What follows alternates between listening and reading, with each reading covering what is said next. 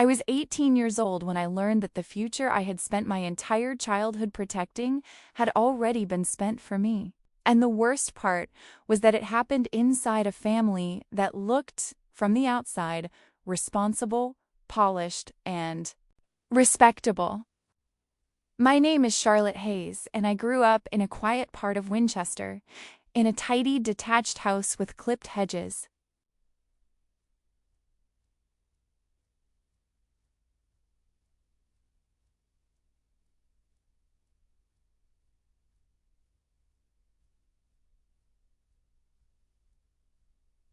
Cream curtains my mother changed every spring, and the kind of family photographs that make people assume everyone inside them feels safe. I was the younger child by 8 years, which meant my brother Oliver had always reached every milestone first and occupied every room first and, if I'm being honest, absorbed most of the oxygen first. He was the son my parents described with words like brilliant, charismatic, complicated. I was the daughter they described as sensible, hardworking, low maintenance, as if my greatest achievement had been not asking for too much. I learned early that in our house, love was often distributed in the language of excuses. If Oliver crashed a car, he was under pressure. If he quit a job, he was finding himself. If I wanted new trainers, I was told the old ones still had life in them. The one thing that made those imbalances bearable was the education fund my grandmother had built. For me, from the week I was born. My grandmother, Margaret Ellis, had been a bursar at a grammar school for nearly 30 years, and she believed in 3 things with a kind of holy seriousness: records, self-respect, and education paid for before vanity. Every birthday card she sent me had a neat line at the bottom in blue ink: for your future. Darling girl. And every Christmas she would ask about grades before she asked what presents I wanted. She had set aside money year after year from inheritances, investments, and the sale of a small flat she had owned in Southampton. And by the time I turned 18, the fund had reached $224,000 because part of it was held in an old education investment account she had opened while living in the United States for a few years after my grandfather died. I never treated that money casually. I studied like someone guarding a gate. I said no to weekend trips, no to gaps years, no to the idea that I could always figure something out later. I had an offer to study biomedical sciences in London, and although I earned partial scholarships, I made my choice based on the certainty that the fund existed and that for once in my life, something important had been kept safe specifically for me. Then Oliver got engaged. Not quietly, not sensibly, but theatrically. With drone footage on a clifftop in Santorini, champagne sprayed over a hired terrace, and a caption online about forever beginning in style. His fiancée, Gabriella, came from the sort of family that treats weddings like limited-run productions, and within weeks their plans grew from elegant to absurd. There was talk of a villa weekend in Lake Como, custom floral arches flown in from the Netherlands, a string quartet for the ceremony, welcome hampers in every guest suite, private boat photos at sunset, and tailored tuxedos for the groomsmen.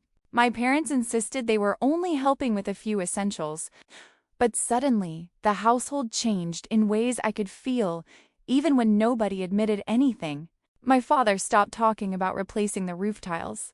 My mother began selling jewelry she claimed she never wore. The holiday they had booked for autumn vanished from the calendar.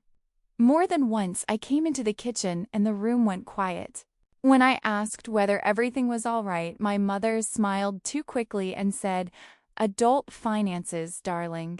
Don't burden yourself with it." I believed her because I wanted to.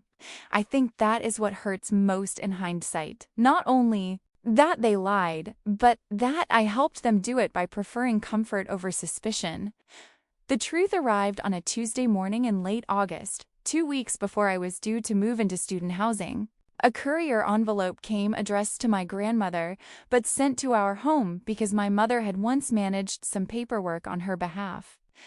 I almost left it on the hall table unopened, but I recognized the investment company name and thought it might be a routine statement she would want scanned.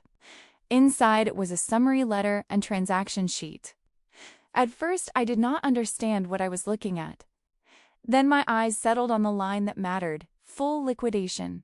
$224,000. Transfer completed 14 weeks earlier. I checked again. Same figure, same account number I had seen on birthday updates. My hands went cold so suddenly I nearly dropped the pages.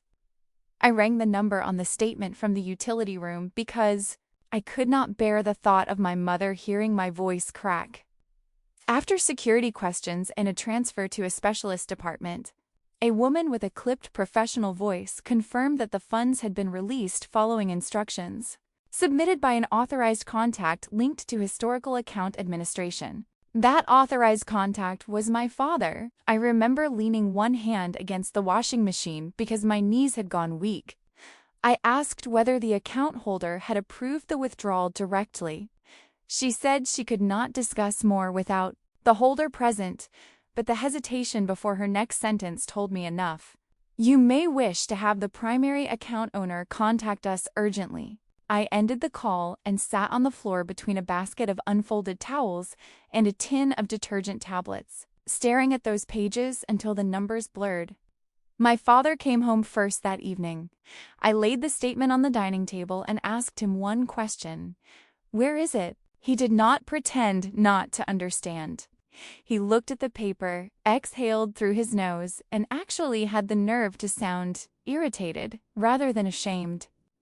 Charlotte, lower your voice, he said, as if dignity were the issue and not theft. When my mother came in, he told her I had found the account paperwork, and her face changed in a way I will never forget. Not surprised, exactly, but exposure. They both knew. That was the moment something in me hardened. My mother sat down and tried to reach for my hand. Your brother needed help, she said softly, and families make sacrifices for one another. I pulled my hand away. Not by emptying my education fund, my father answered with the bluntness of someone who had spent months justifying himself. It wasn't stealing. It was reallocating resources during a critical family event. Even now, I can hardly believe those words left a parent's mouth. Reallocating resources. As if my life had been a budget line and Oliver's imported orchids had higher priority than my degree. They told me the wedding costs had run beyond expectations, that Gabriella's family had raised standards, that deposits were non-refundable, that it would have been humiliating to scale things back after invitations went out. My father said he intended to replace the money gradually. I asked how. He had no answer. My mother said perhaps I could take loans for a few years like normal students do. Normal students, I wanted to scream, do not discover that their parents spent their future on monogram napkins and lakeside fireworks. I went upstairs, locked my bedroom door, and called the only person in the family who had ever cared more about principle than appearance. My grandmother answered on the second range. I could not even get through the full sentence. I said, Gran, they took it, and she went quiet in that dangerous way calm people do when rage is still being arranged into order. She did not gasp. She did not comfort me first. She said, read every line to me. So I did. When I finished, she asked whether either of them had admitted it aloud. I said yes. She told me not to argue anymore, not to sign anything, not to let them persuade me this was a misunderstanding, and then she said, I'll be there tomorrow. My grandmother lived in Cheltenham and was 73 years old, but the next morning she arrived before 10 carrying a structured leather handbag, a raincoat, and the expression of a woman attending not a visit, but a correction. My parents had clearly assumed they could manage her with charm. My mother made coffee. My father tried to frame the situation as temporary family borrowing. My grandmother let him speak for exactly 2 minutes before removing a folder from her bag and placing it on the table with almost surgical precision. She had already spoken to the investment company, her solicitor, and, as she later told me, an old friend who had once audited fraud cases for a bank. The account had never belonged to my parents.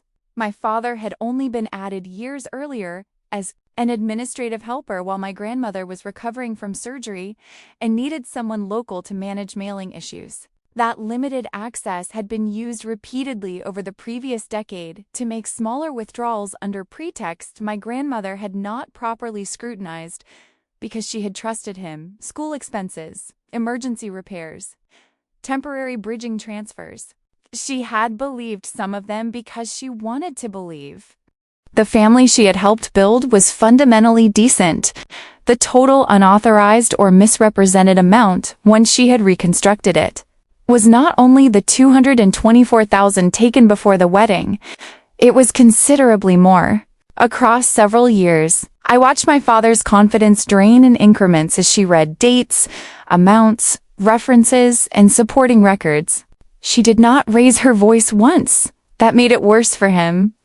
By the time she reached the wedding payments, villa deposits, luxury travel invoices, florist transfers, a bespoke jewelry receipt in Gabriella's name, my mother looked as though someone had knocked the structure out from inside her chest.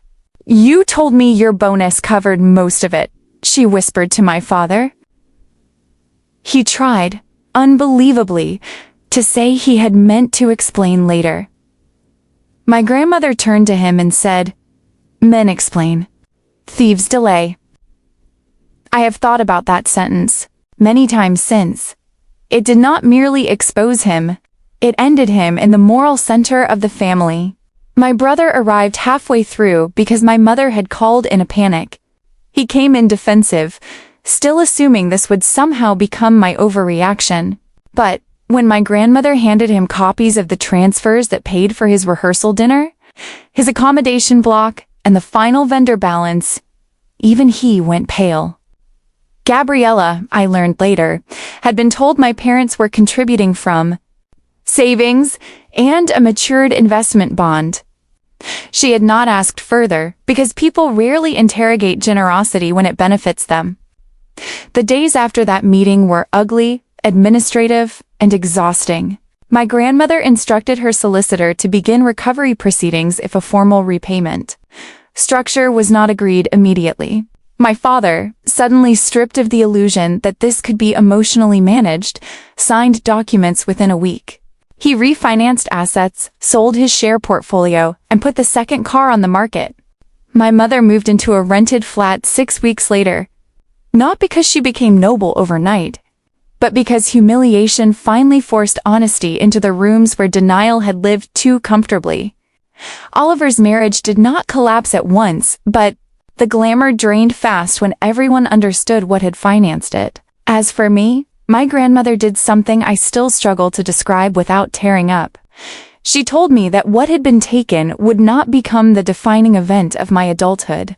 She restructured her remaining investments, liquidated a bond she had been keeping untouched, and secured enough funding so I could start university on time while recovery of the stolen money proceeded separately. "Your education," she told me the night before I left, "is not a reward for being easy to overlook. It is your right." I am 21 now. I still remember the sound the statement paper made in my hands that morning, that thin, dry crackle before my life split in two, before and after. I study hard. I keep records. I trust slowly. And if there is one thing I know with absolute certainty, it is this: betrayal becomes far more dangerous when it wears the face of family responsibility. My parents did not just spend money. They gambled with the version of me they assumed would. Stay quiet, take loans, smile through the wedding photos, and call it love. They were wrong. I did make one call, just one, and it went to the woman who had spent her entire life teaching me that silence protects the wrong people. If you ever discover that the people meant to secure your future have been using your obedience as cover, do not confuse peace with passivity. Sometimes the most important thing you can do is call the one person in the family who still remembers the difference between support and theft.